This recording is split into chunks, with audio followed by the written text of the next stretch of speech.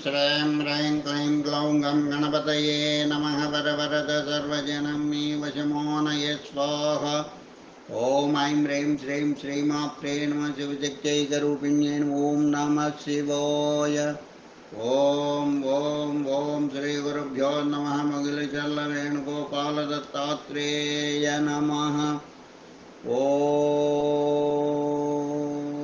श्रामं जामैं ॐ ह्रां दों त्रं गणं ॐ नमः शिवाय वेणुदत्तात्रेय नमः। ॐ ऐं द्रौं ब्रूं श्रीं वेणुदत्तलक्ष्मीदेव्यै नमो। ॐ ह्रीं ह्रौं ह्रीं ह्रौं विष्णुशक्तये नमः। ॐ नमः शिवाय। ॐ नमो नारायणाय। ॐ नमो भगवते वासुदेवाय। नमः शिवाय। ॐ नमो नारायणाय। ॐ नमो भगवते वासुदेवाय। ॐ विश्वरूप शृंगेरी जगद्गुरु श्री भारती तीर्थ स्वामिने नमः। आदित्याय च सोमाय मंगलाय बुधाय च गुरुशुक्रशनिभ्यश्च राघवे केतवे नमः। नवग्रह देवतायै नमः। నవగ్రహ పురాణం 36వ అధ్యాయం శుక్రగ్రహ జననం. బుద్ధికి బృహస్పతి అనే మాటలు త్వరలో మనం వింటాం. అసాధారణ జ్ఞానం వాతగాడి సొంతం సుమా నారదుడు అన్నాడు. చూస్తుంటే ఆ బృహస్పతిని ఇంద్రసభలో నువ్వే ప్రతిష్ఠించినట్లు అనిపిస్తుంది నారద. వృషపర్వుడు అలుగా చూస్తూ అన్నాడు, నారాయణ, పసిగట్టడంలో ఎవరైనా మీ అసురుల తరువాతే సుమా. నారదుడు నవ్వాడు. నువ్వు సురపక్షపాతివి కాకపోతే ఆ బృహస్పతిని ఇక్కడ నిలిపి ఉండేవాడివి నారద. వృషపర్వుడు ఉక్రోషంతో అన్నాడు, నారాయణ, నువ్వెవరు, నేనెవరు? వీరి తండ్రి కశ్యప ప్రజాపతి, ఆయన తండ్రి మరీచి మహర్షి, ఆయన బ్రహ్మగారి మానసపుత్రుడు, నీకు సాతగారు. నేనెవరు? బ్రహ్మగారి మరొక మానసపుత్రుడు, నీ పితామహుడు మరీచికి సోదరుడు. ఆ సుర బృందము మీ అసుర బృందము అక్క చెల్లెళ్ళ బిడ్డలు, సోదరులు. కాకపోతే దాయాదులు. నాకు మీరందరూ ఒక్కటే. ఈ నారదుడికి పక్షమూ లేదు, పాదమూ లేదు. మాటలలో పాటలలో నైపుణ్యం చాలా గొప్పది నారదా. వృషపర్వుడు నవ్వుతూ అన్నాడు, సరే, నేను సురపక్షపాతునిగా అని నిరూపించడానికే వచ్చాను. అక్కడ ఒక గురువు ఉన్నట్టు ఇక్కడ ఒక సద్గురువు ఉండాలన్న ఆలోచన నాది. అందుకేగా ఆ బృహస్పతిని ముందుగా ఇంద్రుడి పరం చేశావు. వృషపర్వుడు కసిగా అన్నాడు, నారాయణ, ఆ బృహస్పతిని మర్చిపో. వృషపర్వ, ఆలోచనలో ఆచరణలో వ్యూహరచనలో ఆ బృహస్పతిని మించిన మహామేధావిని మీకోసం ప్రత్యేకించి ఉంచాను. అంకుశం లాంటి నిశితమైన బుద్ధి, నిరంకుశమైన వైఖరి, ముఖ్యంగా జాగ్రత్తగా విను, ముఖ్యంగా అసుర సంతతి పట్ల సానుభూతి. ఇన్ని అద్భుత లక్షణాలున్న వ్యక్తి ఎవరు? వృషపర్వుడు నారదుడి వాక్ప్రవాహానికి ప్రశ్నతో అడ్డుకట్ట వేశాడు. బ్రహ్మ మానస పుత్ర శ్రేష్ఠుడు భృగు మహర్షి తెలుసు కదా. ఆయన మీ అసుర సంతతికి చెందిన పులోమను పత్నిగా స్వీకరించాడు. ఈ విషయాలు మాకు ఎరికేలేనారదా? వృషపర్వుడు అడ్డుదగిలాడు. ఆ దంపతుల పంచమ పుత్రుడు ఉశనుడు మహామేధావి, ఇటీవలే విద్యాభ్యాసం ముగించాడు. ముఖ్యంగా ఉశనుడు ఆ బృహస్పతికి ధీటైన వాడు, సమబుద్ధి. నిజం చెప్పుకోవాలంటే బృహస్పతి కంటే రెండాకులు ఎక్కువే చదివాడు. ప్రధానంగా మనకు అనుకూలించే అంశం ఏమిటంటే, తల్లి పులోమ ఉశనుడికి ఆ సురపక్షపాతాన్ని ఉగ్గుపాలతో రంగరించి పోసింది. ఆ ఉశనుడు ఏ తపో దీక్షనో పూర్తిగా మునిగిపోక ముందే పట్టుకోవడం మంచిదని నా సూచన. మా సూత్రధారిగా వ్యవహరించి కార్యం సానుకూలం చేయవచ్చు కదా నారద? వృషపర్వుడు ఆశగా అడిగాడు. నారాయణ, అందుకేగా వచ్చాను. ఇంద్రుడికి ఒక గురువును సూచించాను. నీకు ఒక గురువును సూచిస్తే నా సమదృష్టి మీకు తెలిసి వస్తుంది. ఎంత త్వరగా భృగు దర్శనం చేసుకుంటే అంత మంచిది. ఇంతకాలం నారదుడు సురపక్షపాతి అని అనుకునేవాణ్ణి. వాస్తవానికి నువ్వు అసురపక్షపాతి అని ఇప్పుడు అర్థమవుతుంది నారద. వృషపరుడు చిరునవ్వుతో అన్నాడు. నారాయణ, అసురులకు ఆవేశం అధికమని ఊరికే అన్నారానా? నారదుడు నవ్వుతూ అన్నాడు. భృగు మహర్షి ఆశ్రమానికి ఉగ్ర రథం సిద్ధం చెయ్యి. నారదుడికి అడ్డు తగులుతూ ఆవేశంగా అన్నాడు వృషపరుడు. అసుర గురువుగాన భృగు మహర్షి సాలోచనగా అన్నాడు. అవును, మాకు మార్గనిర్దేశకులు కరువయ్యారు. విద్యాదానం చేసే అధ్యాపకులు లేరు. ఉశనుల వారిని తమరు అద్వితీయంగా తీర్చిదిద్దారని నారద మహర్షి చెబుతున్నారు. మీరు అంగీకరించాలి, మా కులాన్ని ఆశీర్వదించాలి. వృషపరుడు వినయంగా అన్నాడు. సరే అండి భృగు మహర్షి. దైత్యదానవ బాలకులు యువకులు విద్యాగంధం లేకుండా ఉన్నారు పాపం. నారదుడు అందుకుని అన్నాడు. ప్రసాదించండి, పులోమ కల్పించుకుని అంది. భృగు మహర్షి ఆమె వైపు ఆశ్చర్యంగా చూచాడు.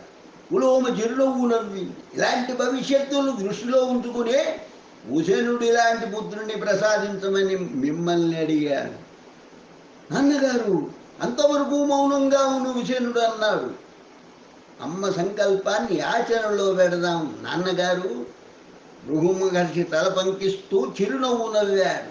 మీ అందరి అంగీకారాన్ని ఆమోదించకుండా ఎలా ఉంటాను? ఉశన, అసుర గురువుగా శాశ్వత కీర్తిని అర్జించాలి సుమా.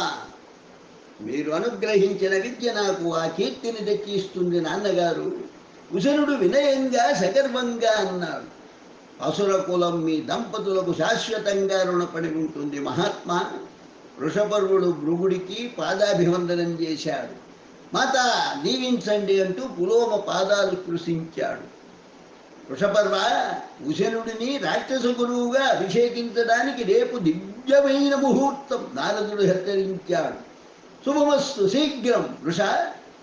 నారదుల వారు చెప్పినట్లు రేపే ఆ శుభకార్యం ముగించు భృగు మహర్షి అన్నాడు. అంగరంగ వైభవంగా దేవతలను మించి మా గురుదేవులను పట్టాభిషిక్తుల్ని చేస్తాను. వృషపర్వుడు ఆవేశంగా అన్నాడు. ఇది నవగ్రహ పురాణం 36వ అధ్యాయం సంపూర్ణం. నవగ్రహ పురాణం 37వ అధ్యాయం వక్రగ్రహ జననం. వృషపర్వుడు అన్నట్టే మహావైభవంగా ఉశనుడి స్వీకారం జరిగింది. అసురు బాలకుల విద్యాబోధనకు రాజ్యసభలో మంత్రాలోచనకు ఉశనుడు ఆ రోజే నాంది ప్రస్తావన పలికాడు. దేవతల పట్ల అసూయ అంతఃసూత్రంగా సాగుతున్న ఉశనుడి విద్యాబోధన అసురులందరికీ మహదానందాన్ని కలిగిస్తుంది. అచిరకాలంలోనే తన మేధస్సుతో వృషపర్వుడిని కూడా శాసించే స్థితికి చేరుకున్నాడు ఉశనుడు. అసుర గురువుగా ఆయన ప్రస్థానం విజయపథంలో సాగిపోతుంది. నిర్వికల్పానంద నీళ్లు దాగి రాగి పంచపాత్రను అరుగు మీద పెట్టాడు. శిష్యుల వైపు చిరునవ్వుతో దూచి ప్రారంభించాడు. నవగ్రహ దేవతలలో ఒకడైన బుధుడి జన్మ వృత్తాంతం, చంద్రుడు, బృహస్పతి, శుక్రుడు, ఉశనుడు అనే ముగ్గురు గ్రహ దేవతల చరిత్రలతో ముడిపడి ఉందని చెప్పాను కదా. ఆ ముగ్గురు జన్మ వృత్తాంతాలు మీరు విని ఉన్నారు. ఇప్పుడు అన్వయ క్లిష్టతకు గందరగోళానికి అవకాశం లేని విధంగా బుధుని జననగాథ వినవచ్చు. అనసూయ అత్రి దంపతుల కుమారుడిగా చంద్రుడు జన్మించిన కథాంశం మీకు గుర్తుండే ఉంటుంది. అత్రి మహర్షి తగిన వయస్సులో చంద్రుడికి విద్యాభ్యాసం ప్రారంభించాడు. చూడదగ్గని వాడైన తన ముద్దుల కుమారుణ్ణి అనసూయ మురిపెంగా దూచుకుంటుంది. తన అందంతో ప్రవర్తనతో తల్లిని, విద్యార్జనతో తండ్రిని సంతోషపెడుతూ చంద్రుడు బాల్యాన్ని అధిగమిస్తూ యవ్వనం వైపు అడుగులు వేస్తున్నాడు. తల్లి అనసూయ కుమారుడి వివాహ విషయం భర్త అత్రి ముందు ప్రస్తావించింది. చంద్రుడు తన దగ్గర అభ్యసించిన విద్య గోరంతని, ఇంకా కొండంత నేర్చుకోవాల్సి ఉందని, విద్యాభ్యాసం పూర్తిగా నిమ్మని అన్నాడు అత్రి. నిర్వికల్పానంద తన కథనాన్ని కొనసాగించాడు. ఓం అన్నాడు. ఆ పూట పాఠం ముగించిన అత్రి మహర్షి తండ్రిని అనుసరిస్తూ చంద్రుడు కళ్ళు మూసి ప్రణవధ్యానం చేశాడు. ఆశ్రమం ముందు చల్లని చెట్టు నీడలో విద్యాభ్యాసానికి కూర్చున్న చంద్రుడు లేవబోయాడు. చంద్ర, నీతో మాట్లాడాలి, కూర్చో అత్రి అన్నాడు. చంద్రుడు అలాగే కూర్చొని తండ్రి వైపు మౌనంగా దూచాడు. నీ చదువు నా పరిమితిలో మాత్రమే పూర్తయింది, ఇంకా పరిణితిని అందుకోలేదు, అత్రి నవ్వుతూ అన్నాడు. ఎందుకంటే విద్యా భాండాగారంలో ఎంతో ఉన్నది. పూర్వాంశమే నేను బోధించాను, ఉత్తరాంశాన్ని గురు శుశ్రూష చేస్తూ నువ్వు అభ్యసించాలి. నాకు తెలియదు, అందువల్ల అడుగుతున్నాను. మీకు తెలియని విద్య ఉందా, చెప్పండి. అప్పుడే అక్కడికి వచ్చిన అనసూయ అడిగింది అత్రి మహర్షిని, నీకన్నా జ్ఞానులు ఎవరున్నారని. అదే మన చంద్రుడికి చెప్పబోతున్నాను. అత్రి అనసూయ వైపు చిరునవ్వుతూ చూస్తూ అన్నాడు. మా సోదర మానస పుత్రుడు అంగీరసులున్నారు కదా, ఆయనకు బృహస్పతి అనే కారణ జన్ముడు పుత్రుడుగా పుట్టాడు. ప్రజ్ఞకు ఉపజ్ఞకు ఆ బృహస్పతి పుట్టునీళ్ళు. అనన్య సామాన్యమైన మేధ బృహస్పతిని దేవగురువుగా చేసింది. అవును, అతని వివాహానికి వెళ్ళాం కూడా మనం, అనసూయ అంది. బృహస్పతి ప్రస్తుతం ఆశ్రమ విద్యాలయం నెలకొల్పి అర్ధులకు అర్హులకు అత్రి విద్యాదానం చేస్తున్నాడు. మన చంద్రుణ్ణి ఆయన వద్దకు పంపుతున్నాను అన్నాడు. అనసూయ కొడుకుని వాత్సల్యంతో చూస్తూ అంది. మన చంద్రుడికి ఆ బృహస్పతి తగిన గురువు, గురువుకు తగిన శిష్యుడు అని మనం వాడు అనిపించుకోవాలి. అనసూయ, అత్రి చిరునవ్వుతో సరిదిద్దాడు. నీ ప్రయాణం రేపే చంద్ర. చంద్రుడు ప్రయాణానికి సిద్ధమయ్యాడు. అనసూయ ప్రయాణం చేయబోతున్న కుమారుడికి శాస్త్రోక్త పద్ధతిని పాటిస్తూ పరమాన్నం వండిపెట్టింది. చంద్ర, నా దగ్గర ప్రేమను భక్తిని చనువును జతచేసి ఇంతకాలం విద్య అభ్యసించావు. గురువు గారి వద్ద అలా కాదు, భక్తిని గౌరవాన్ని శ్రద్ధను జత చేయాలి. అది చనువుకూడదు సుమా. గురువు ముందు తలవాల్చుకుని మాట్లాడాలి. ఏం? అత్రి ప్రవర్తన విధానం వివరిస్తూ అన్నాడు. అలాగే నాన్నగారు, చంద్రుడు వినయంగా అన్నాడు. గురుపత్ని పట్ల కూడా నువ్వు భక్తి కలిగి ఉండాలి నాయన. గురుపత్ని తల్లితో సమానం. అమ్మ స్థానాన్ని ఆక్రమించి ఆమె విద్యార్థులకు అన్నం పెడుతుంది. అనసూయ అంది. అవకాశం దిక్కినప్పుడు గురుపత్నికి కూడా ఆశ్రమ కార్యకలాపాల్లో సహాయం చేయాలి. అలాగేనమ్మా. అనన్య సామాన్యమైన ప్రవర్తనతో ఆదర్శవంతమైన విద్యార్జనతో అమ్మకు నాన్నకు నాకు కీర్తి తీసుకురా నాయన అన్నాడు అత్రి నమస్కరిస్తున్న చంద్రుణ్ణి దీవిస్తూ. పాదాభివందనం చేస్తున్న కుమారుణ్ణి అలాగే లేవనెత్తి అతన్ని నుదురు మీద సున్నితంగా ముద్దు పెట్టింది అనసూయ. నా ఆలోచనలు నీకు తోడుగా ఉంటాయి, జాగ్రత్త సుమా అంది కన్నీళ్లు ఆపుకుంటూ. చంద్రుడు వెనుదిరిగి వెళ్తున్నాడు. అత్రి అనసూయ ఇద్దరు దంటగా నిలబడి దూరంగా వెళ్తూ తమకు అడుగు అడుగుకి దూరమవుతున్న చంద్రుణ్ణి అడ్డంగా అని ఉద్వేగంతో చూస్తున్నారు. అశ్రువులు అనసూయ కళ్ళకు తెరలాగా అడ్డుపడి చంద్రుడు కనిపించకుండా చేశాయి. ఇది నవగ్రహ పురాణం 37వ అధ్యాయం సంపూర్ణమైనది. 38వ అధ్యాయం. ఆశ్రమంలో వాతావరణం ఆహ్లాదకరంగా ఉంది. వరుసలుగా కూర్చున్న విద్యార్థులు వేదమంత్రాలను వల్ల వేస్తున్నారు. వాళ్లపైన చెట్ల రెమ్మల్లో దాక్కున్న చిలుకలు వాళ్లను అనుకరిస్తూ మంత్రాలు పలుకుతున్నాయి. ఆగకుండా వినవస్తున్న పక్షుల కిలకలా రావాలు, అప్పుడప్పుడు వినవచ్చే నెమళ్ళ అరుపులు ఆశ్రమ వాతావరణానికి నేపథ్య సంగీతం అందిస్తున్నాయి. వల్లవేస్తున్న విద్యార్థుల స్వరాన్ని ఏకాగ్రతతో గమనిస్తూ ఆకర్షిస్తున్న బృహస్పతి కనుబొమ్మలు ఎవరూ కదిలించినట్లు కదే ఒకదానికొకటి దగ్గరవుతూ మధ్యలో కలుసుకుంటున్నాయి. చక్కటి శరీర నిర్మాణం, మెరిసిపోతున్న శరీర వర్ణం, చూపుల్ని ఆకర్షించి పట్టి ఉంచే అందం, మగవాళ్ళకు కూడా మళ్ళీ చూడాలనిపించే చక్కదనం. ఎవరా యువకుడు? ఇంద్రలోకంలో కూడా ఇంత అందగాడు తారసిల్లలేదే. తన వైపే చూస్తూ ఆశ్రమ ప్రాంగణంలోకి వస్తున్న యువకుణ్ణి తదేకంగా చూస్తూ ఉండిపోయాడు బృహస్పతి. యువకుడు బారులుగా కూర్చున్న విద్యార్థుల వెనక నిలబడి వినయంగా బృహస్పతి వైపు చూస్తూ ఉండిపోయాడు. ఎవరు నాయన? బృహస్పతి ప్రశ్నించాడు. మీ దర్శనానికి వచ్చాను. చంద్రుడు వినయంగా అన్నాడు. బృహస్పతి చేతిని పైకెత్తుతూ శిష్య బృందాన్ని చూచాడు. శిష్యుల పఠనం ఆగిపోయింది. అలవాటు కొద్దీ చెట్టు మీద చిలకలు మౌనం ధరించాయి. ఇలా దగ్గరగా రా, బృహస్పతి అన్నాడు. శిష్యుల తలలు ఒకసారి వెనుకకు తిరిగాయి. అందరి కళ్ళు ఆ యువకుడి మీద నిలిచిపోయాయి. యువకుడు బృహస్పతి ముందు ఆగి వినయంగా దూచాడు. అనసూయ అత్రి మహర్షి దంపతులు పుత్రుణ్ణి. నా పేరు చంద్రుడు. ఓహ్, ఆత్రేయుడివా? బృహస్పతి అడ్డు తగులుతూ అన్నాడు. చిత్తం. నా తండ్రి గారి ఆదేశం మేరకు ఉన్నత విద్యాభ్యాసం కోసం మీ సన్నిధికి వచ్చాను, దయచేసి. అలాగా? బృహస్పతి మళ్ళీ అడ్డొస్తూ అన్నాడు. అత్రి అనసూయ దంపతుల పుత్రుడిది అసామాన్య సౌందర్యం. దయచేసి విద్యార్థిగా స్వీకరించి విద్యాదానం అనుగ్రహించండి అంటూ చంద్రుడు బృహస్పతికి పాదాభివందనం చేశాడు. సుఖీ భవ, బృహస్పతి దీవిస్తూ అన్నాడు. చంద్రుడు లేచి ఆశ్చర్యంగా బృహస్పతి వైపు చూచాడు. గురుదేవ, నేను విద్యాదానం కోసం వచ్చాను. బృహస్పతి కళ్ళు చిట్లించాడు.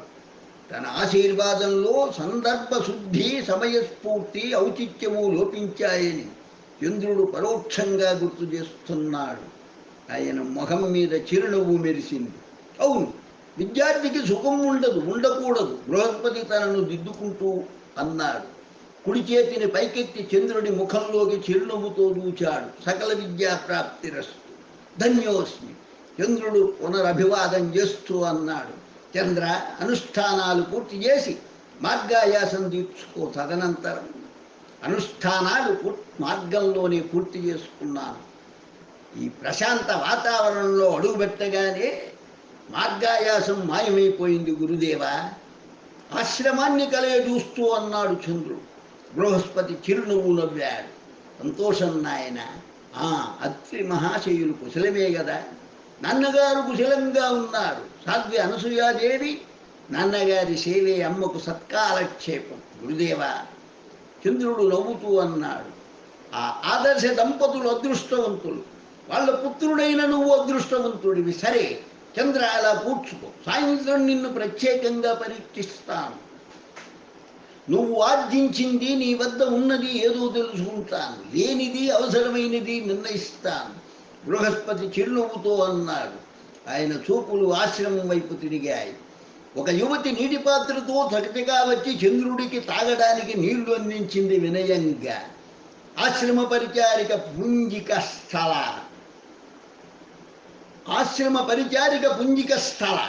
బృహస్పతి పరిచయం చేశాడు. విద్యార్థుల విడిది గృహాల్ని చక్కగా చూసుకుంటుంది. ఆశ్రమంలో చేదోడు వాదోడుగా ఉంటుంది. చంద్రుడు దాహం తీర్చుకొని పాత్ర పుంజిక స్థలకు ఇచ్చివేశాడు. విద్యార్థుల వరుసల వెనుక వైపుకు అడుగులు వేశాడు. 2 కళ్ళు చంద్రుణ్ణి తదేకంగా చూస్తున్నాయి. అవి బృహస్పతి కళ్ళు కావు. అవి ఏ విద్యార్థి కళ్ళు కావు. అవి ఆశ్రమ గవాక్షంలోంచి చూస్తున్న కళ్ళు. అవి కలువ రేకుల్లాంటి విశాలమైన కడుగుళ్ళు. అవి బృహస్పతి సతి కళ్ళు. అవి మదవతి తార కళ్ళు. బృహస్పతి శయనాగారంలోకి వచ్చాడు. తార మంచం మీద కూర్చొని ఉంది. వాతాయనంలోంచి దూసుకొస్తున్న గాలి ఆమె బయట చెంగుతో ఆడుకుంటుంది. మధురమైన పూల సుగంధాన్ని మోసుకొస్తున్న గాలి శయనాగారం అంతా వ్యాపిస్తుంది. ఇంకా మేలుకొనే ఉన్నావా తారా? ప్రశ్నించాడు బృహస్పతి. భర్త రాకను అప్పుడే గమనించినట్లు తార చటాల్లో లేచి నిలబడింది. నిద్ర రావడం లేదు అందామె. బృహస్పతి విశ్రాంతిగా తీసుకుందాం అన్ని పన్నశాలలోకి వచ్చాడు. అప్పుడు బృహస్పతి మాట్లాడుతూ ఇలా అన్నాడు. ఆ నూతన విద్యార్థి చంద్రుడు అంటూ ఏదో చెప్పబోయింది తార. చంద్రుడా? బృహస్పతి ప్రశ్నించాడు. అతని పేరు అదే కదూ. మన విద్యార్థులందరిలోనూ అతనే పెద్దవాడనిపిస్తుంది. పెద్దవాడేగా స్వామి అడిగింది. చంద్రుడు వయసులోనే కాదు తారా, వినయంలోనూ విద్యలోనూ బుద్ధిలోనూ పెద్దవాడే. బృహస్పతి నవ్వుతూ అన్నాడు. అలాగా? చంద్రుడు ఎవరనుకుంటున్నావు? బ్రహ్మ మానసపుత్రుడు. అత్రి మహర్షికి సాధ్వీమణి అనసూయకు అనుంగు పుత్రుడు. తల్లిదండ్రులిద్దరూ గొప్పవారేనే. తార చిరునవ్వుతూ అంది. అవును, అత్రి మహర్షి చంద్రుణ్ణి ప్రత్యేకంగా నా వద్దకు పంపించారు శిష్యరికం చేయమని. బృహస్పతి సగర్వంగా అన్నాడు, పోనీలేండి, మీ శిష్యుల్లో యువకుడు ఉండటం మంచిది. ఇప్పుడున్న వాళ్ళంతా చిన్నపిల్లలు, నది నుండి నీళ్లు తీసుకురాలేకపోతున్నారు. తార నర్మగర్భంగా అంది. స్వామి, ఆ చంద్రుడి చేత నదీ జలం తెప్పించుకోవచ్చుగా. బృహస్పతి నవ్వాడు. అడగాల తారా?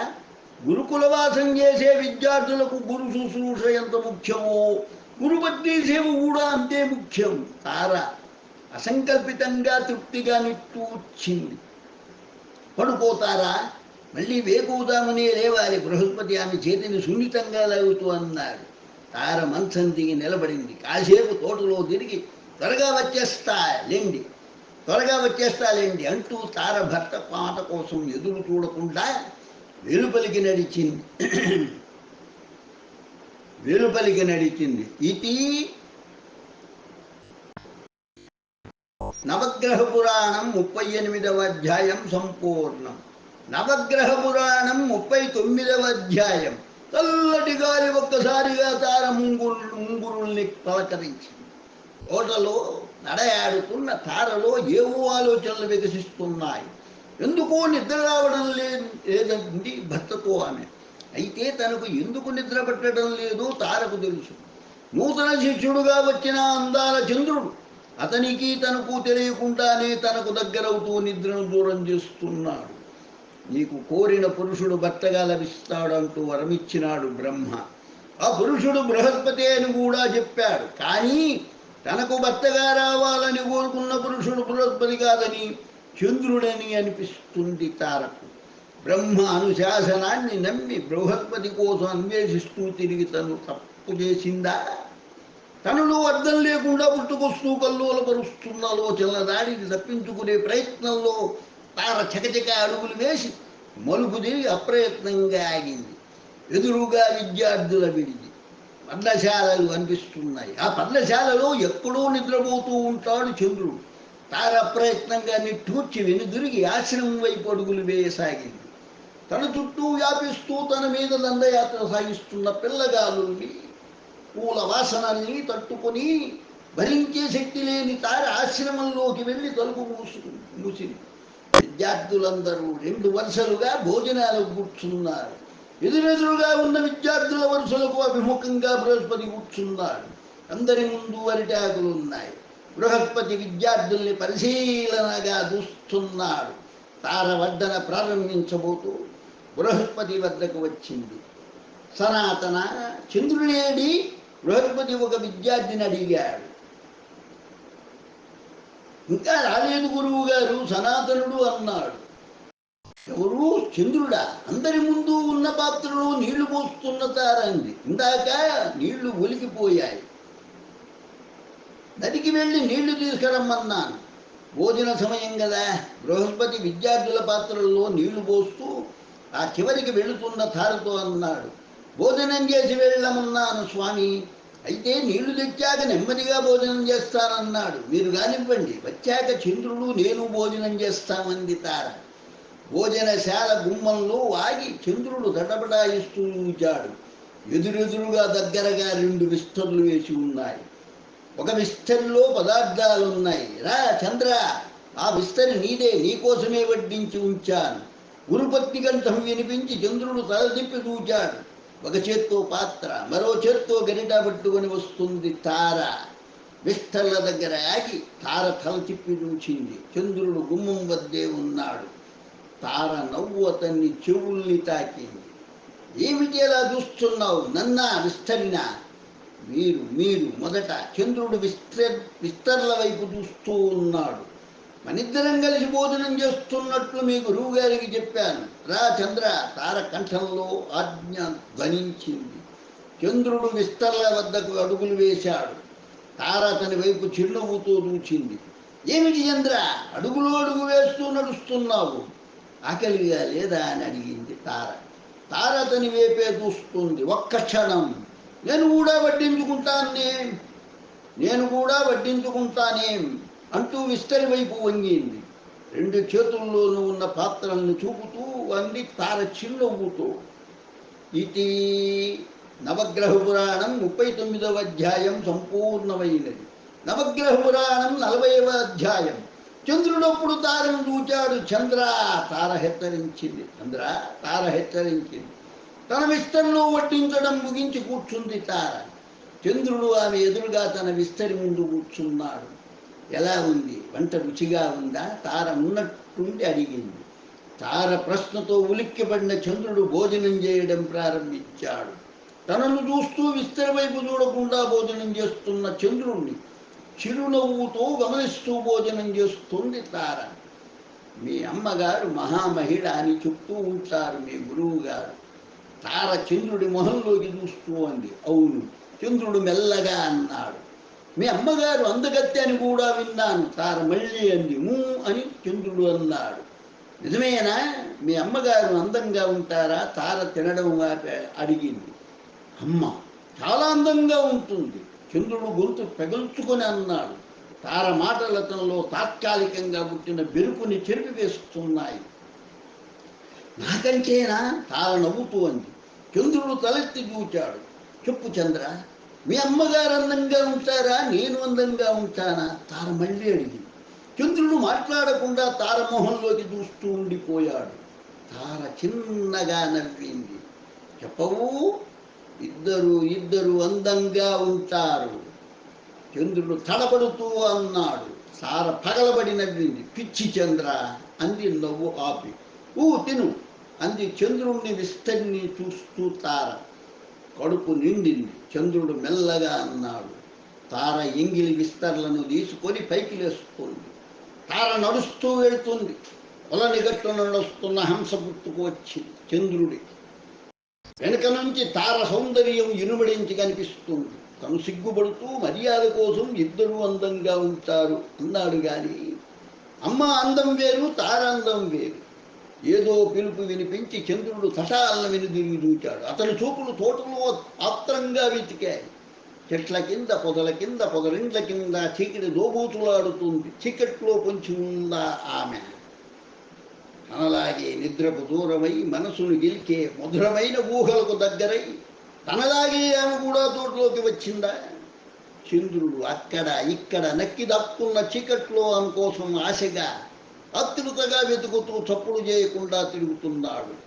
ఏదో పిలుపు ఇందాకటిలాగా అతన్ని పిలిచింది. చంద్రుడు తలదిప్పి చూచాడు. గుబురు కొమ్మల్లో ఆకులు తప్పుడు చేశా ఏదో రెక్కల తిప్పుడు. ఇందాకటి నుంచి తనను పిలిచిన పక్షి ఎగిరిపోయింది. అందగత్తె అయిన స్త్రీని అతి సమీపంలోంచి మొదటిసారి చూచినందుకు తాను ఉక్కిరి బిక్కిరవుతున్నాడా? ఆమె కళ్ళు అందరినీ ఒక్కలాగా, తనను మాత్రం మరొకలాగా అర్థవంతంగా సందేశాత్మకంగా చూస్తున్నాయా? ఎటు తేల్చుకోలేని చంద్రుడు విద్యార్థుల విడిది వైపు బరువుగా అడుగులు వేశాడు. అంతసేపు ఒక పొదచాటు నుంచే చంద్రుణ్ణి గమనిస్తూ ఉండిపోయిన పరిచారిక పుంజికస్థల పెదవి విరుచుకొని తన పర్ణశాల వైపు వెళ్ళింది. అప్సరస అయిన తనను ఆ మహేంద్రుడు గురువుగారి ఆశ్రమ పరిచారికగా నియమించి వర్గలోకం నుంచి ఇక్కడికి పంపించి వేశాడు. ఆశ్రమ జీవితం తనకు విసుగు పుట్టించి వేసింది. గురుపత్ని చెప్పే ఆ పని ఈ పని చేయడం, రోజు ఉదయం గురువు గారి దేవతార్చనకు పువ్వులు కోసి తెచ్చి సమర్పించుకోవడం, విద్యార్థుల విడిచిని శుభ్రం చేయడం నిత్యం ఇవే పనులు. పుంజిక స్థల నిట్టూర్చింది. ఇక ఒక ఆట లేదు, ఒక పాట లేదు, ఒక వినోదం లేదు, ఒక వేడుక లేదు. తాను అటు ఇటు వయ్యారంగా అడుగులేస్తూ ఉంటే సరసోక్తులు చలోక్తులు రువ్వే దేవయువకులు లేరు. ఆ ఊర్వశిలాగో మేనకలాగో ఆటాపాటా వచ్చి ఉంటే దేవరాజు తనని ఇక్కడెందుకు పంపిస్తాడు? ఏకాంతవాస శిక్ష ఎందుకు విధిస్తాడు? అప్సరసగా జన్మించిన తనకు అప్సరసగా జీవించే అదృష్టం లేదు. ఇది నవగ్రహ పురాణం 40వ అధ్యాయం సంపూర్ణమైనది. లోకా సమస్తా సుఖినో భవంతు, లోకా సమస్తా సుఖినో భవంతు, లోకా సమస్తా సుఖినో భవంతు. ఓం శాంతి శాంతి శాంతి. స్వస్తి.